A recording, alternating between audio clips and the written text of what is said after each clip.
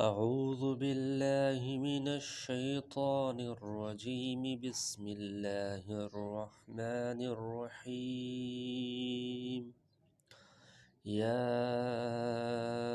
أيها المزمل قم الليل إلا قليلا نصفه أو انقص منه قليلا أو زد عليه ورتل القرآن ترتيلا إنا سنلقي عليك قولا ثقيلا إن ناشئة الليل هي أشد وطئا وأقوم قيلا إن